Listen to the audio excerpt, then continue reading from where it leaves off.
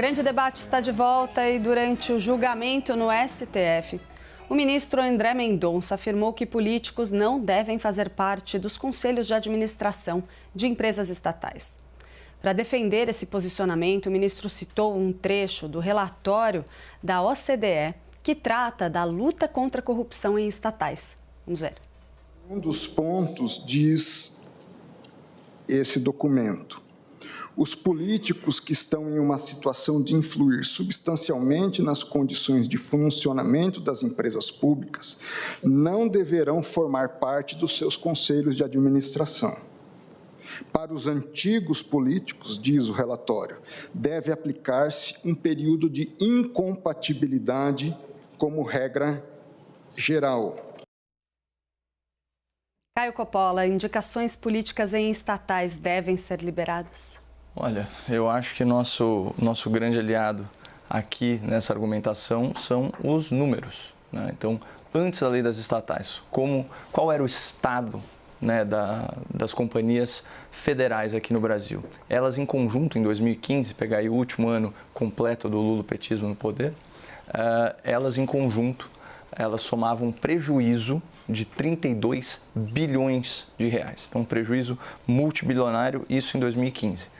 Quando a gente salta para 2021, né, então 2 governos depois, mas é um intervalo pequeno de 6 anos, essas mesmas estatais, né, isso já descontadas a privatização ou a desestatização de muitos ativos públicos, essas mesmas estatais somavam 187 bilhões de lucro. No ano seguinte, 2022, 179 bilhões de lucro. Muito se critica a lucratividade de companhias públicas, mas a verdade é que, por exemplo, para cada R$1 que a Petrobras lucrou em 2021, ela contribuiu com R$ 2,30 para o erário. Como?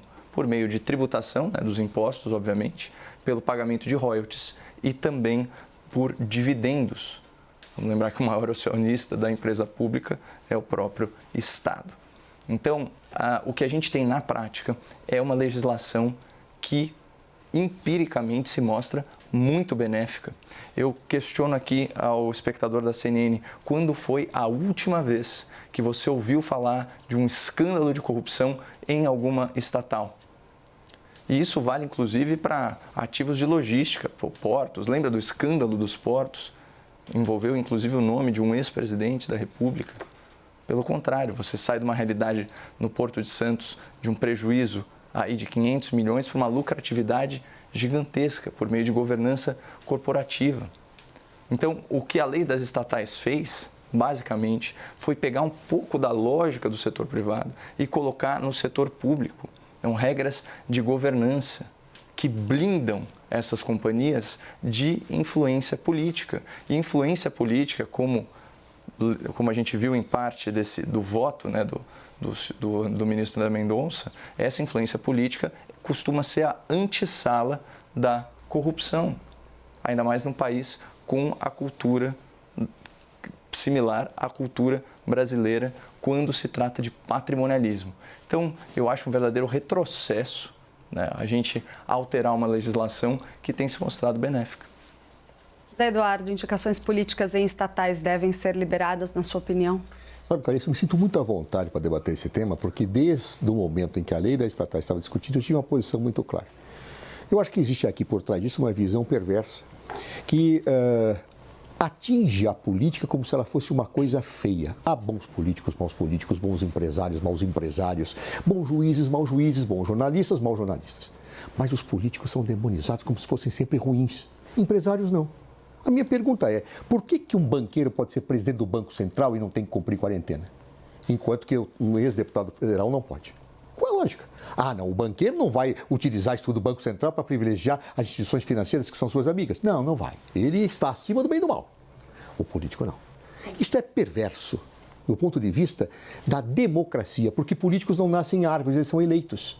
Há por trás disso uma visão que eu qualifico, aliás, não sou eu, é a ciência, qualifico como neoliberal, que procura tirar a democracia cada vez mais do Estado, fortalecendo a dimensão tecnocrática e privada como se fosse neutra a tecnocracia e o mundo privado. Não são neutros, jogam com seus interesses.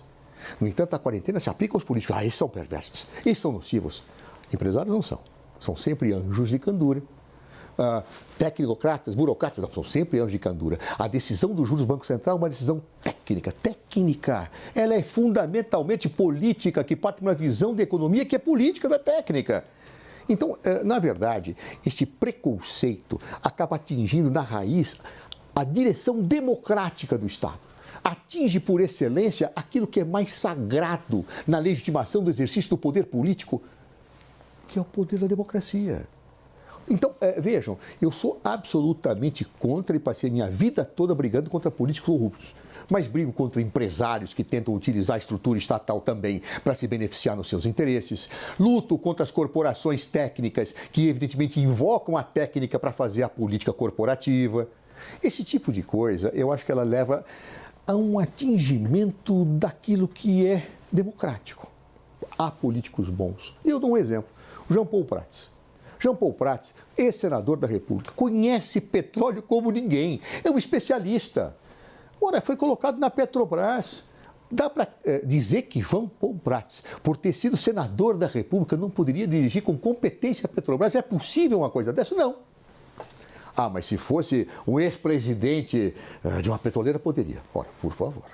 Eu acho que esse tipo de situação não é bacana. Eu acredito que nós temos que discutir a coisa de maneira aberta.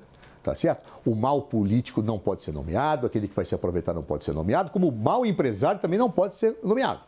Isso é uma questão que não passa por julgamentos a priori, por preconceitos. O preconceito ele é perverso. Por quê? Porque ele é prévio, ele é pré-conceito, ele vem antes do conceito, vem antes da experiência e é reprovável sempre em si.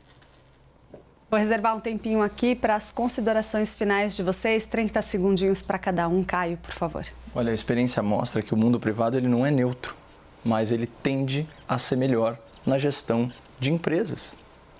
É muito simples. Você confiaria o seu dinheiro ao poder público ou ao setor privado? É elementar. Eu trouxe aqui os dados de como era o resultado das estatais antes da lei das estatais e depois. Então, assim, claro, não queremos pré-julgar, mas quando a experiência mostra, né, de maneira inequívoca que a influência política está corrompendo as empresas, talvez seja o caso de reagir a isso com uma legislação que não discrimina entre políticos. E o próprio cargo do Jean Paul Prats mostra que a lei das estatais permite que políticos entrem na estatal. Talvez não. Perdão. Pro Zé Eduardo, senão a gente não encerra. Zé Eduardo, por favor. Larissa, eu diria o seguinte, é curiosa a situação da corrupção, como ela só fosse passiva, ela não fosse ativa, ou ativa como se não fosse passiva. Quem corrompe o político, ou o político se deixa corromper, é o mundo privado. Ou seja, corrupção está de mãos dadas com o mundo privado e é impossível que não seja assim.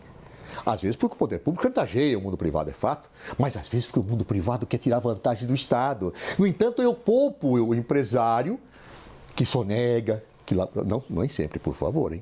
Que às vezes sonega, claro, e condena o político. É justo isso? Preconceito. E preconceito é o sentimento mais odioso que nós podemos ter. Vamos pensar um pouco sobre isso. Muito obrigada a todos. O grande debate termina aqui. Lembramos que as opiniões que foram emitidas pelos comentaristas não refletem necessariamente a posição da CNN. Uma ótima noite para vocês.